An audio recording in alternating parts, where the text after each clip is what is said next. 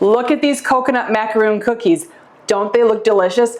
These are the actual coconut style macaroons that I make, not the sandwich style. And you can see they're golden brown. They've got that toasted coconut, and inside they're soft and fluffy. They're so good. They're one of my favorites, and they were one of my dad's favorites. So come along, I'm gonna show you how to cook them. There's a few tips along the way to show how to cook them so they get that nice tenderness inside.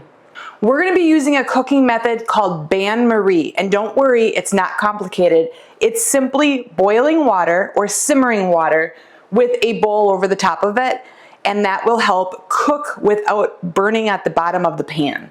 So we have our simmering water, we're gonna put our bowl on top, and we're gonna start adding our ingredients. This will all heat up because of the steam. You don't need to have the bowl touching the water. It can sit about an inch above it. We're gonna add in our egg whites, our sugar, and our salt.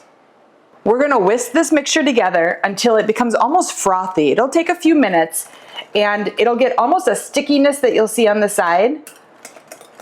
And we're gonna continue doing that until this is cooked. This meringue is all set to use. You can see how thick and creamy it is, and it is at about 165 degrees if you're using a candy thermometer. We're gonna whisk in some vanilla, and we're going to add this to our coconut and flour mixture. I'm using sweetened coconut flakes, and I'm adding in flour.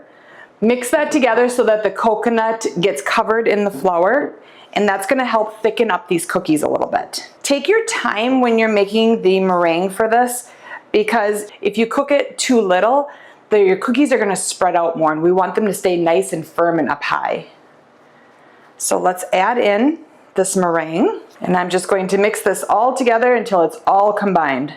You can see it's all combined and it's very sticky. We're gonna let this rest in the bowl for about 10 minutes, and we're gonna let that flour kind of get absorbed into the meringue that we added, and that'll just add to the lightness of this cookie.